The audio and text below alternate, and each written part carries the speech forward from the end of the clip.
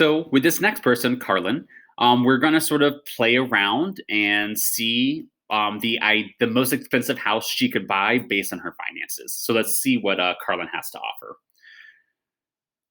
Has been renting a 2-bedroom apartment with her husband and 3 kids, so wants to move into a 3-bedroom home instead, have a little more space for the family. It took her 5 years, but she's saved 20,000 for a down payment. Homes in her small town are typically selling between 75 to 95,000, which is very, very cheap. You would not find that in Denver. Is pre-approved for a 3.89% interest rate on a 30-year mortgage. She needs her monthly payment to be less than $400. So the first thing that we're going to figure out is what is the most expensive house that she can buy, making sure that we don't go above a $400 monthly payment. So we're going to go copy down a couple of these as much as we can, and then we're going to do some guessing and checking to get her that most expensive number that she should be able to look for. So 20,000 for a down payment. So we'll go back to the calculator, and we're going to change that down payment to a 20,000.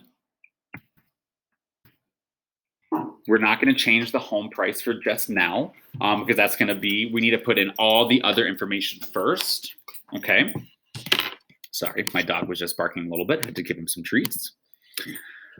And we know that it's a 3.89% interest rate on a 30-year mortgage. So 3.89. Already use that 30 years. It looks like right now, if I didn't change anything and kept that 145,000, that's a $749 monthly payment. That's too expensive. So what you guys can do is click on this slider, and we can start sliding that down until, ideally, she did not want more than $400, right? So we can keep on scrolling it until it's as close to 400 as possible.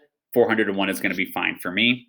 And if you noticed, as you guys were scrolling around that monthly payment, it was changing the price of the home that she could afford.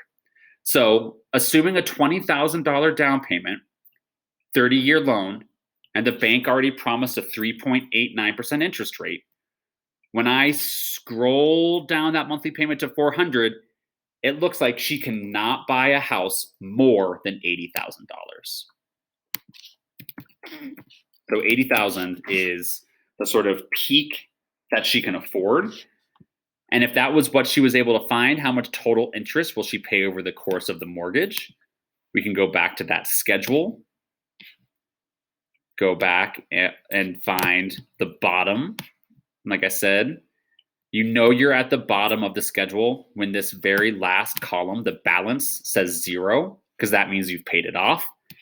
And then the number right next to it in the interest column is how much money the bank made off of you. So that would be $41,967. Okay. And it will also let you know what month and year would you pay it off. If you're using this schedule, it sort of lets you know right there, boom, March 9th of 2051, she hits that 0. So that would be your answer there. Then you're going to